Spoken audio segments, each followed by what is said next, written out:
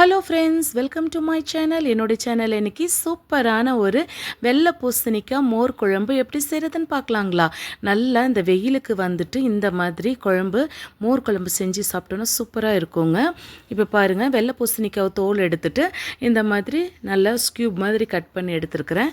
இதில் வந்துட்டு 1 டம்ளர் தண்ணி சேர்த்திக்கிங்க. 1 டம்ளர் தண்ணி சேர்த்திட்டு 1/4 ஸ்பூன் மஞ்சள் சேர்த்திக்கிங்க. அதுக்கப்புறம் 1/4 ஸ்பூன் வந்துட்டு உப்பு சேர்த்திக்கலாங்க. உப்பு சேர்த்திட்டு நல்லா மிக்ஸ் பண்ணிவிட்டு நம்ம வந்துட்டு இதை வந்து ஒரு 60லேருந்து ஒரு 70% குக் பண்ண போகிறோம். இது ஒரு பக்கம் வேகட்டுங்க. இப்போ பாருங்கள், இந்த பூசணிக்காய் வந்துட்டு நல்லா வெந்து அந்த தண்ணி எல்லாம் கம்மி ஆகிடுச்சு பாருங்கள். இந்த அளவுக்கு இருக்கும்போது நம்ம ஆஃப் பண்ணி எடுத்துடலாங்க. ஏன்னா திருப்பியும் நம்ம வந்துட்டு அது அந்த மசாலாலாம் அரைச்சி திருப்பி வேக விடுவோம். அதனால் ஒரு 60% வெந்தால் போதும்.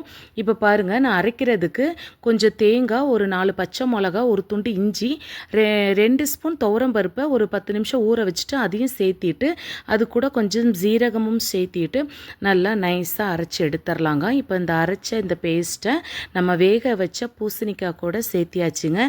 சேர்த்திட்டு அந்த ஜாரில் 1 டம்ளர் தண்ணி மட்டும் கொஞ்சமாக ஊற்றிட்டு நல்லா மிக்ஸ்